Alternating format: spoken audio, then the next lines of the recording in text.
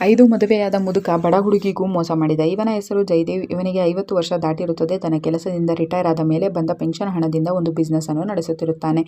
ಅವನು ಆಫೀಸ್ನಲ್ಲಿ ಕೆಲಸ ಮಾಡುತ್ತಿದ್ದ ಭಾರತಿ ಎಂಬ ಹುಡುಗಿಯನ್ನು ಕರೆಯುತ್ತಾನೆ. ಆಕೆಗೆ ತುಂಬ ದಿನಗಳಿಂದ ಮದುವೆ ಆಗುವಂತೆ ಒತ್ತಾಯ ಮಾಡುತ್ತಾ ಇರುತ್ತಾನೆ. ಯಾವಾಗಲೂ ಆಕೆಯನ್ನು ಕೆಟ್ಟ ದೃಷ್ಟಿಯಿಂದಲೇ ನೋಡುತ್ತಿರುತ್ತಾನೆ.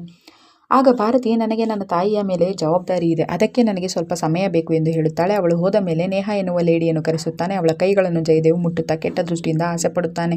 ನಂತರ ಸುಜಾತ ಎಂಬ ಮಹಿಳೆ ಆಫೀಸ್ನ ಹೊರಗೆ ಜಯದೇವ್ಗೆ ಸಿಗುತ್ತಾಳೆ. ಅವನನ್ನು ಹಣಕ್ಕಾಗಿ ಪೀಡಿಸುತ್ತಾಳೆ. ಆಗ ಜಯದೇವ್, ನಿನಗೆ ಡೈವರ್ಸ್ ಕೊಟ್ಟಿದ್ದೇನೆ ತಾನೆ ಎಂದು ಹೇಳುತ್ತಾನೆ.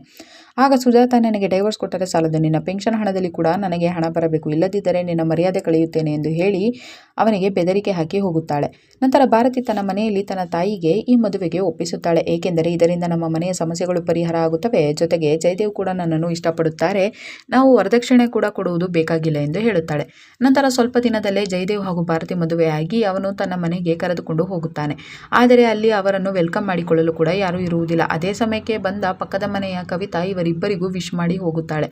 ಅಂದು ಜಯದೇವ್ ಆಕೆಗೆ ಹೊಸ ನೈಟಿಯನ್ನು ಗಿಫ್ಟ್ ಮಾಡುತ್ತಾನೆ. ರಾತ್ರಿ ಅವರಿಬ್ಬರು ಮೊದಲ ರಾತ್ರಿ ಆಚರಿಸಿಕೊಳ್ಳುತ್ತಾರೆ. 1 ತಿಂಗಳ ನಂತರ ಭಾರತಿ ಪ್ರೆಗ್ನೆಂಟ್ ಆಗುತ್ತಾಳೆ. ಆ ಖುಷಿ ವಿಚಾರವನ್ನು ಜಯದೇವ್ಗೆ ಹೇಳುತ್ತಾಳೆ. ಆದರೆ ಅವನು ಅದಕ್ಕೆ ಅಂತಹ ಸಂತೋಷವನ್ನು ಪಡುವುದಿಲ್ಲ.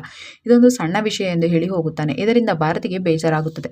ನಂತರ ಭಾರತಿ ಖುಷಿಯ ವಿಚಾರವನ್ನು ತನ್ನ ತಾಯಿಗೆ ತಿಳಿಸುತ್ತಾಳೆ. ಆಕೆ ಮದುವೆಯಾಗಿ ಬಂದ ಮೇಲೆ ಅವಳ ಕಸಿನ್ ಬ್ರದರ್ ವಿನೋದ್ ಅವಳ ತಾಯಿಯನ್ನು ನೋಡಿಕೊಳ್ಳುತ್ತಾ ಇರುತ್ತಾನೆ. ಇವಳು ಮಾತನಾಡುತ್ತಾ ಇರುವ ಸಮಯದಲ್ಲಿ ಜಯದೇವ್ ಅಲ್ಲಿಗೆ ಬಂದು ಕೋಪದಿಂದ ನೋಡುತ್ತಾನೆ.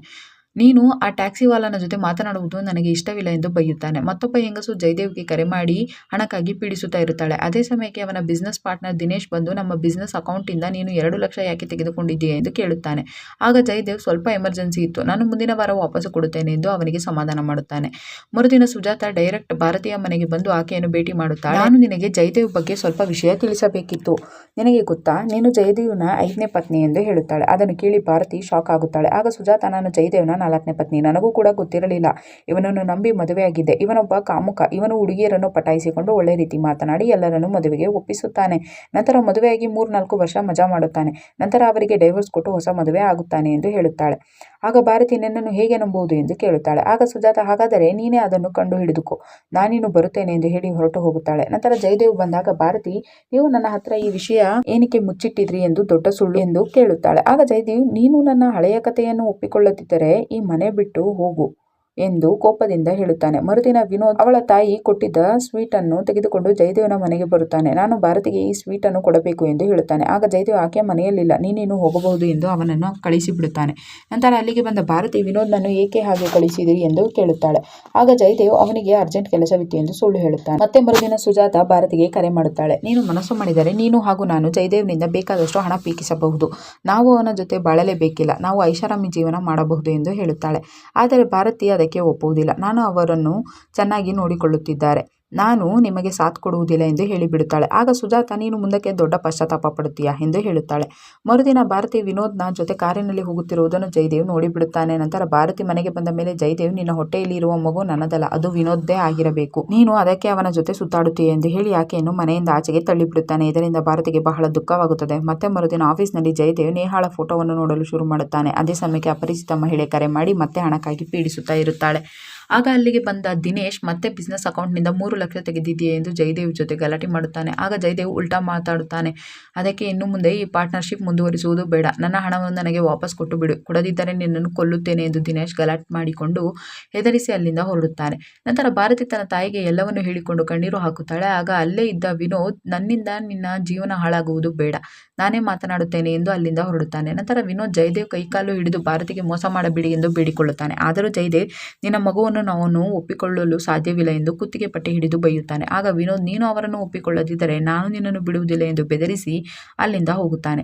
ನಂತರ ಭಾರತಿ, ನಾನು ನನ್ನ ಗಂಡನ ಹತ್ತಿರ ಕ್ಷಮೆ ಕೇಳಿ ನಾನು ಆ ಮನೆ ಸೇರಿಕೊಳ್ಳುತ್ತೇನೆ ಎಂದು ತಾಯಿಯ ಹತ್ತಿರ ಹೇಳುತ್ತಾಳೆ. ಆಗ ವಿನೋದ್ ಕೇಳಿಸಿಕೊಳ್ಳುತ್ತಾನೆ. ನಂತರ ಭಾರತಿ ಜಯದೇವ್ ಮನೆಗೆ ಹೋದಾಗ ಅವನನ್ನು ಯಾರೋ ಚೇರ್ ಮೇಲೆ ಕೂರಿಸಿ ಕಟ್ಟಿ ಹಾಕಿ ಕೊಲೆ ಮಾಡಿರುತ್ತಾರೆ. ಅದನ್ನು ನೋಡಿ ಭಾರತಿ ಶಾಕ್ ಆಗುತ್ತಾಳೆ. ನಂತರ ಪೊಲೀಸರು ತನಿಖೆ ಶುರು ಮಾಡುತ್ತಾರೆ. ಆಗ ಭಾರತಿ ಜಯದೇವ್ನ ಪಾರ್ಟ್ನರ್ ದಿನೇಶ್ ಹಾಗೂ ಸುಜಾತ ಬಗ್ಗೆ ಪೊಲೀಸರಿಗೆ ತಿಳಿಸುತ್ತಾಳೆ. ಮರುದಿನ ಪೊಲೀಸರು ದಿನೇಶ್ನನ್ನು ಕರೆಸಿ ವಿಚಾರಣೆ ಮಾಡುತ್ತಾರೆ. ಅವನು ಕೊಲೆ ಮಾಡಿಲ್ಲ ಎಂದು ತಿಳಿಯುತ್ತದೆ. ಅಂದು ಜಯದೇವ್ನ ಶೋಕ ನಡೆಯುವಾಗ ಸುಜಾತ ಅಲ್ಲಿಗೆ ಬರುತ್ತಾಳೆ. ಅವನು ಸತ್ತಿದ್ದು ಒಳ್ಳೆಯದೇ ಆಯಿತು, ಇಲ್ಲದಿದ್ದರೆ ನಿಮ್ಮ ಮಗಳ ಬಾಳು ಹಾಳಾಗುತ್ತಿತ್ತು ಎಂದು ಹೇಳುತ್ತಾಳೆ. ಆಗ ಭಾರತಿ ನೀನೇ ಜಯದೇವನನ್ನು ಕೊಲೆ ಮಾಡಿರಬೇಕು ಎಂದು ಸುಜಾತಾಳ ಮೇಲೆ ಅನುಮಾನ ಪಡುತ್ತಾಳೆ. ಮರುದಿನ ಪೊಲೀಸರು ವಿನೋದ್ನನ್ನು ಅರೆಸ್ಟ್ ಮಾಡಿಕೊಂಡು ಬರುತ್ತಾರೆ. ಆಗ ಸ್ಟೇಷನ್ಗೆ ಭಾರತಿ ಕೂಡ ಬರುತ್ತಾಳೆ.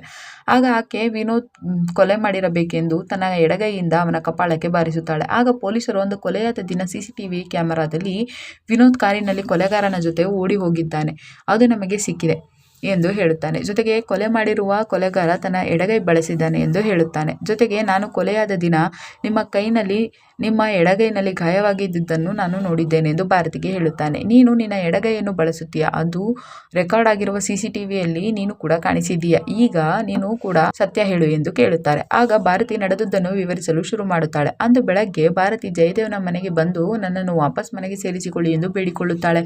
ಆದರೆ ಜಯದೇವ್ ಇದು ನನ್ನ ಮಗುವಲ್ಲ ಎಂದು ಕೋಪದಿಂದ ಆಕೆಯನ್ನು ತಳ್ಳಿ ಟೇಬಲ್ ಮೇಲೆ ಬೀಳಿಸಿರುತ್ತಾನೆ. ಇದರಿಂದ ಆಕೆಗೆ ಅಬಾರ್ಷನ್ ಆಗಿಬಿಡುತ್ತದೆ. ಮತ್ತೆ ಆಕೆ ಸೇಡು ತೀರಿಸಿಕೊಳ್ಳಬೇಕೆಂದು ಡಿಸೈಡ್ ಮಾಡುತ್ತಾಳೆ. ಸ್ವಲ್ಪ ದಿನಗಳ ನಂತರ ಆಕೆ ಮೊದಲಿನಂತೆ ಸುಂದರವಾಗಿ ರೆಡಿಯಾಗಿ ಮತ್ತೆ ಜಯದೇವ್ನ ಮನೆಗೆ ಬರುತ್ತಾಳೆ. ಅವನು ಕೂಡ ಆಕೆಯನ್ನು ನೋಡಿ ಮತ್ತೆ ಇಂಪ್ರೆಸ್ ಆಗುತ್ತಾನೆ. ಮತ್ತೆ ಇಬ್ಬರು ಮೊದಲಿನಿಂದ ಹೊಸ ಜೀವನ ಶುರು ಮಾಡೋಣ ಎಂದು ಮಾತನಾಡಿಕೊಳ್ಳುತ್ತಾರೆ.